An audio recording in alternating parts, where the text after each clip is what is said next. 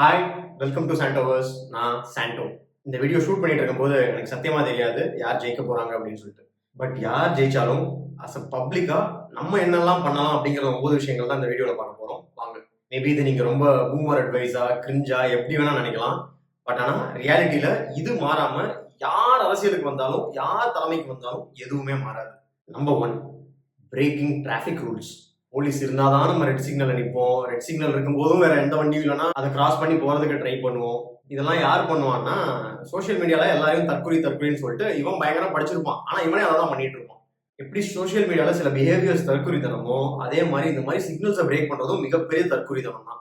நிறைய சிக்னல்ஸ் நான் நின்றுட்டு இருக்கும்போது மற்றவங்க எல்லாம் கிராஸ் பண்ணி போகும்போது எனக்கு பயங்கர கோமாளி மாதிரி ஃபீல் ஆகும். தயவு செஞ்சு அந்த கோமாளி மாதிரியான ஃபீலை இனிமேல் ரூல்ஸ் ஃபாலோ பண்றவங்களுக்கு கொடுக்காம இருக்க ட்ரை பண்ணுங்க.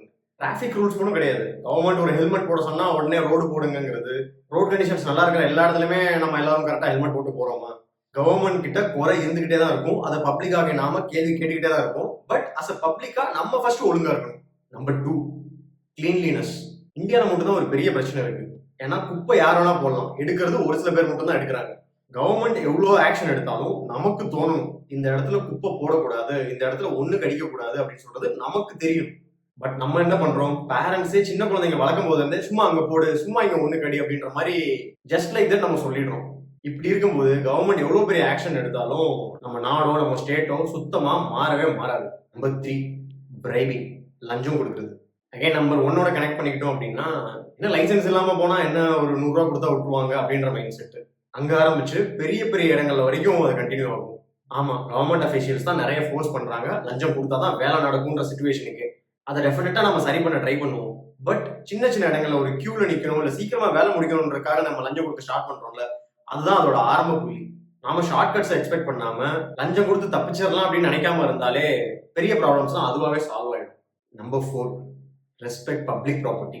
எலெக்ஷன் ரிசல்ட் அன்னைக்கு டெஃபினட்டா அதை எதிர்பார்க்க முடியாதுன்னு நினைக்கிறேன். ஏன்னா யார் ஜெயிச்சாலும் பப்ளிக் ப்ராப்பர்ட்டி நிறைய டேமேஜ் ஆக போறது உறுதி. நம்ம எவல்யூஷன்ல சிவிலைஸ்டு ஹியூமன்ஸா இவ்வளவு தூரம் தாண்டி வந்திருக்கோம். பட் இன்னமும் பப்ளிக் ப்ராப்பர்ட்டியை டேமேஜ் பண்ணிட்டு இருக்கோம். நாம கட்டின டாக்ஸ்ல பில்ட் ஆன ப்ராப்பர்ட்டிஸ் தான் இதெல்லாம்ன்ற ஒரு பேசிக் அறிவு இருந்தாலே இதெல்லாம் நம்ம யாரும் பண்ண மாட்டோம். ஒருவேளை இதை நீங்க பண்றவரா இருந்தா இனிமே தயவு செஞ்சு பண்ணாதீங்க. நம்பர் 5, பேசிக் சிவிக் சென்ஸ். டிராபிக் சிக்னல்ல 10 ரோ இருக்கும். 10வது ரோல நிக்கிறவன் அங்க கிரீன் அடிச்ச உடனே ஹார்ன் அடிச்சிருவான். கொஞ்சமாவது பேசிக் சென்ஸ் இருக்கா? கிரீன் போட்ட உடனே எல்லாரும் உடனே மூவ் ஆயிட முடியுமா? கொஞ்சம் கொஞ்சமா தான் மூவ் ஆங்க. கொஞ்சம் வெயிட் பண்ண மாட்டோமா நம்ம? அப்படி அவ்வளோ அவசரமா போய் என்ன பண்ண போறோம்? அடுத்த சிக்னல்ல போய் நிக்க போறோம். புக் பண்ண ட்ரெயின்லயே அடிச்சு புடிச்சு ஏறுறது, இதெல்லாம் சத்தியமா எனக்கு புரியல. புக் பண்ணிருக்க அந்த சீட் உங்களுக்கு தான். மற்ற ஸ்டேட்னா கூட பரவாயில்ல, நம்ம ஊரு இங்க யாரும் நம்ம சீட் எல்லாம் வந்து ஆக்குபை பண்ணிட்டு இருக்க மாட்டாங்க. அண்ட் எங்க வேணா எச்சி துப்புறது. பப்ளிக் டாய்லெட்ஸுக்கு கவர்மெண்ட் டெஃபினட்டா பெரிய ஆக்ஷன் எடுக்கணும். எவ்வளவு முடியுமோ அவ்வளவு அவைலபிலிட்டி கொடுக்கணும், பர்டிகுலரா உமனுக்கு. பட் ஒரு 10 வருஷத்துக்கு முன்னாடி கம்பேர் பண்ணும்போது இன்னைக்கு நமக்கு நிறைய ஆப்ஷன்ஸ் இருக்குன்னே சொல்லலாம். பப்ளிக் டாய்லெட்ஸ் இல்லைனாலும் அங்கங்க நிறைய ரெஸ்டாரண்ட்ஸ், கஃபேஸ், பெட்ரோல் பங்க்ஸ் நிறைய இருக்கு. அதெல்லாமும் விட்டுட்டு கூட நான் எங்கேயாவது போய் தான் ஒண்ணு கடிப்பேன், என் இஷ்டத்துக்கு தான் குப்பை போடுவேன் இருந்தா இன்னும் 150 வருஷம் ஆனாலும் நம்ம ஊர் மாறவே மாறாது. Number 6, influence. எல்லா இடத்துலையும் சின்ன சின்ன விஷயத்துக்கு கூட இன்ஃப்ளூயன்ஸை யூஸ் பண்றது. எனக்கு அவரை தெரியும், இவரை தெரியும், ஆனா டிராபிக் சிக்னல்ல ஹெல்மெட் போடாம போவான்னு கெத்தா சொல்றது. மாட்டாலும் அந்த டிராபிக் கான்ஸ்டபிள் எங்காலங்க தான் என்னெல்லாம் விட்டுருவாரு அப்படின்னு சொல்லிட்டு அதை ஒரு கெத்தா பேசுறது. பேசிக் அறிவு இல்லாம, பேசிக் சிவிக் சென்ஸ் இல்லாம நீங்க தப்பா பண்ணிட்டு தப்பிக்கிறதுக்காக பொலிட்டிக்கல் இன்ஃப்ளூயன்ஸை யூஸ் பண்ணவே பண்ணாதீங்க. நம்ம ஆளுங்க, எனக்கு தெரிஞ்சவங்க, நான் எப்படியும் எஸ்கேப் ஆயிடுவேன் அப்படின்ற மைண்ட் செட் உங்களுக்கு இருக்கிற வரைக்கும் யாராலையும் எதையும் மாற்ற முடியாது. யார் ஆட்சிக்கு வந்தாலும் மாற்ற முடியாது. Number 7, comparison. நம்ம ஊரை டைரக்டா லண்டன், அமெரிக்கா கூட எல்லாம் கம்பேர் பண்றது. சரி, அங்க இருக்கிற மக்கள் வந்து பப்ளிக்ல ஒண்ணு கடிக்க மாட்டாங்க, குப்பை போட மாட்டாங்க, பேசிக் சிவிக் சென்ஸ் எல்லாம் ஃபாலோ பண்ணுவாங்க. நாம இங்க பண்றோமா? லண்டன் கிளீனான ஹிஸ்டரியே ஒரு பெரிய ஹிஸ்டரி. இருக்குலே டர்ட்டியான கேவலமான ஊர்னா அது லண்டன் தான். அவங்களுக்கே கிட்டத்தட்ட 150 வருஷம் ஆயிருக்கு ஒழுங்கா கிளீன் சிட்டியா மாறுறதுக்கு.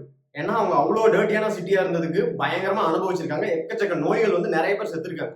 நாமளும் அந்த மாதிரி நோயெல்லாம் வந்து செத்தாதான் மாறணும்னு அவசியம் இல்லை, நம்ம பேசிக்காவே மாறலாம். Number 7, local participation.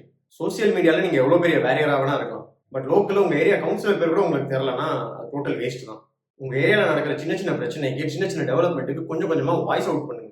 அது நடக்குது நடக்கலன்றதெல்லாம் அடுத்த பட்சம். சோசியல் மீடியால அவ்வளவு போய் போராடுறீங்கல்ல, அவ்வளவு சப்போர்ட் பண்றீங்களா உங்களோட பிடிச்ச பார்ட்டிக்கு.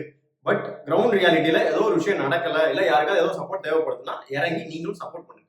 Number 9, victim card. எல்லாத்துக்குமே சிஸ்டம் தான் ப்ராப்ளம், நான் ஒழுங்கா தான் இருந்தேன், நான் கரெக்டா தான் இருந்தேன்ற மாதிரி பிளேம் பண்ணிட்டு இருக்காங்க.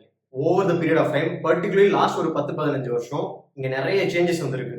பப்ளிக் மட்டும் ஈக்குவலா சப்போர்ட் பண்ணியிருந்தோம்னா தமிழ்நாடு இன்னும் பயங்கரமான ஒரு ஸ்டேட்டா இருந்திருக்கும். பட் அட்லீஸ்ட் இன்னையில இருந்து யார் ஆட்சிக்கு வந்தாலும் அஸ் அ பப்ளிக்கா ஒழுங்கா நீங்க உங்க கடமைகளை ஃபர்ஸ்ட் ஃபாலோ பண்ண ட்ரை பண்ணுங்க. ஏன்னா ஒரு highest form of political involvement வந்து ஒரு பப்ளிக் பேசிக்கா அவன் கடமையை செய்யுது. இதை நம்ம ஒழுங்கா பண்ணாதான் அடுத்து வர ஜென்ரேஷன்ஸ் ஓகே இதுதான் பேசிக்கா நம்ம குப்பெல்லாம் போடக்கூடாது, பேசிக்கா நம்ம ரூல்ஸ் எல்லாம் ஃபாலோ பண்ணணும், பேசிக்கா நம்ம லஞ்சம் எல்லாம் கொடுக்க கூடாதுன்ற ஜென்ரல் மைண்ட் செட்டோட வளருவாங்க. பட் நாமளே ஒரு 4-5 ஜென்ரேஷனா இதெல்லாம் பண்ணிட்டு இருக்கும் போது இன்னும் எவ்வளவு ஜென்ரேஷன்ஸ் வந்தாலும் மாறாது. நாம அதை பிரேக் பண்ற ஜென்ரேஷன்ஸா இருப்போம்னு நம்புறேன். ஃபியூச்சர் ஜென்ரேஷனுக்கு டெஃபினட்டா ஒரு சூப்பர் தமிழ்நாடுவை கொடுக்க ட்ரை பண்ணுவோம். இதுதான் நான் நினைச்ச 9 விஷயங்கள். பப்ளிக் சேஞ்ச் ஆகணும்னு நினைக்கிறது. ஏன்னா அவங்க சேஞ்ச் ஆனாதான் புதுசா யாராவது ஆட்சிக்கு வந்தாலும் ஒழுங்கா கவர்மெண்ட்டை ரன் பண்ண முடியும். ஒரு ஆட்சி மாற்றம் நடந்து ஆட்சியில வர்றவங்க ரொம்ப ஸ்ட்ரிக்ட் ரூல்ஸ் போட்டாலும் எனக்கு ரொம்ப சந்தோஷம் தான். ரொம்ப ஸ்ட்ரிக்ட் ரூல்ஸ் போடுறது மட்டும் இல்ல, அதை கவர்மெண்ட் அபிஷியல்ஸ் வச்சு ஃபாலோவும் பண்ணணும். இந்த வீடியோ பிடிச்சிருந்தா லைக் பண்ணுங்க, ஷேர் பண்ணுங்க, சப்ஸ்கிரைப் பண்ணுங்க. இந்த வீடியோ வேற யாருக்காவது யூஸ்ஃபுல்லா இருக்கும்னு நினைச்சீங்கன்னா அவங்களுக்கு ஷேர் பண்ணுங்க. தேங்க்யூ. அண்ட் இந்த வீடியோ நமக்கு ஸ்பான்சர் பண்றது expresschangos.in அப்படின்ற ஒரு டிஷர்ட் பிராண்ட். இவங்கள்ட்ட சூப்பர் ரிலேட்டட் ஃபன்னியான டிஷர்ட்ஸ் நிறைய இருக்கும். அண்ட் நிறைய தமிழ் டிஷர்ட்ஸ், ரொம்ப யூனிக்கான தமிழ் டிஷர்ட்ஸ், எங்கேயும் கிடைக்காத டிஷர்ட்ஸ் இவங்கள்ட்ட நிறைய இருக்கும். நீங்க என்ன ஒரு வே ஆஃப் எக்ஸ்பிரஷன் பண்ணணும்னு நினைச்சீங்கன்னாலும், எந்த ஒரு ஸ்டேட் ஆஃப் எக்ஸ்பிரஷன் பண்ணணும்னு நினைச்சீங்கன்னாலும் இவங்கள்ட்ட அதுக்கேற்ற ஒரு டிஷர்ட் டெஃபினட்டா இருக்கும். ஜஸ்ட் ப்ரௌஸ் பண்ணி பாருங்க. நீங்க சாண்டோவர்ஸ் அப்படின்ற கோட் யூஸ் பண்ணீங்கன்னா உங்களுக்கு எக்ஸ்ட்ரா டிஸ்கவுண்ட்ஸ்லாம் கிடைக்கும். ப்ரௌஸ் பண்ணி கோட் யூஸ் பண்ணி சூப்பரா டிஷர்ட்ஸ் வாங்கிக்கோங்க. தேங்க்யூ.